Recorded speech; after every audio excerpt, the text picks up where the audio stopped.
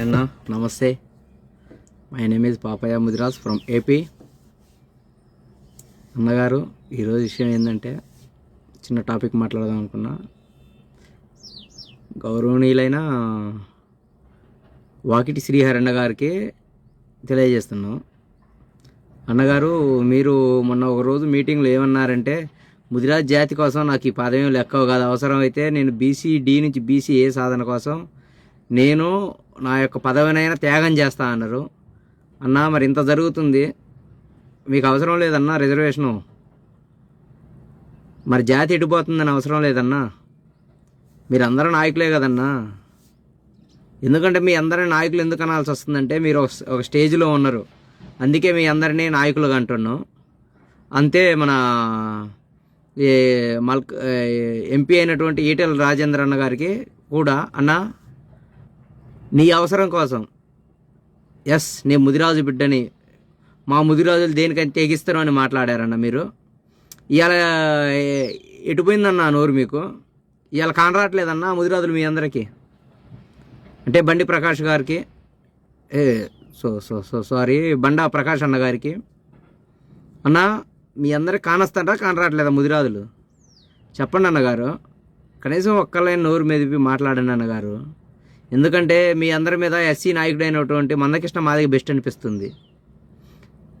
కులానిలో ఒక ఎస్సీ కులంలో ఎవరికన్నా ఏమన్నా అయితే ఇంటిమేషన్ అందితే ఎంత దూరంలో ఉన్నా 10 రోజులకైనా వారానికైనా వచ్చి పలకరించిపోవటం అవి చేస్తుండ్రు. ఎందుకు అది అర్థమైందన్నగారు? నెక్స్ట్ మన రేవంత్ రెడ్డి గారు అన్నయ్య తిరుపతి రెడ్డి గారు మన ముదిరాజుల్ని కొడితే కనీసం ఒక్కరు కూడా స్పందించాల. ఏమన్నా మీ కనీసం ఆ విషయం అన్న తెలుసా తెలియదా మీకు? తెలియకపోతే చెప్పండి అన్న. మీ అందరికీ పూలు హారతి కర్పూరం ఇచ్చి, అన్న మరి మన ముదిరాజు బిడ్డల్ని ఇలా కొట్టినారని అని మీ అందరికి వచ్చి చెబుతాం. అదే వేరే కులంలో ఒక్కళ్ళంటే ఊరుకుంటుండ్రు అన్న. దయచేసి అర్థం చేసుకోండి. ఇప్పుడు కులం వల్లనే పొట్టు కొట్టారు. ఒక్కొక్కడు మీద ఆంధ్ర తెలంగాణ అని వేరు చేసిండ్రు. వేరు చేసినప్పుడు వాడేం మాట్లాడిండ్రు? వేరు చేసిన అతను ఏం మాట్లాడిండు జాతి కోసం? అవి చెప్పాలన్న మాకు. అర్థమవుతుందా? మీది ఆంధ్ర బై, నువ్వు ఆంధ్రాలో చూసుకో అన్నారు. మరి తెలంగాణలో ఉన్న మీరందరూ ఏం పొడిచిండ్రు? అర్థమైందానా? నీది ఆంధ్ర అని నన్ను సపరేట్ చేశారు. ఇప్పుడు మీరు తెలంగాణలో ఉంటే తెలంగాణలో ఉన్న ముదిరాజులను కొడితే ఇప్పటికి 10 రోజులు అవుతుంది, ఏ ఒక్క నాయకుడు దాన్ని స్పందించలేదు. అంటే రేవంత్ రెడ్డిని చూస్తే మీకేమన్నా భయమా? వాళ్ళ అన్న తిరుపతి రెడ్డిని చూస్తే మీకేమన్నా భయమా?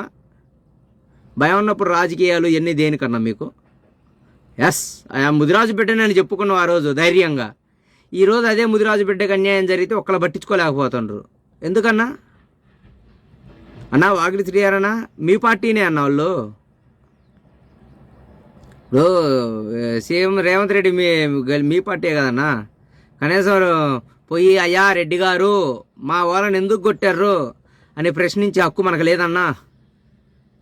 అదే మన బంధువులను కానీ, మన ఇంట్లో వాళ్ళని, మన ఫ్యామిలీ కానీ, మన బంధువులను ఎవరైనా కొడితే ఊరుకుంటాం అన్నా మనం. అర్థమైందన్నా? కనీసం జాతి కోసం కొద్దిగా కొంచెం అన్న పని చేయండి అన్న. అర్థమవుతుందా? జై జనతా న్యూస్ యాప్. మీ వార్త మీ స్వేచ్ఛ.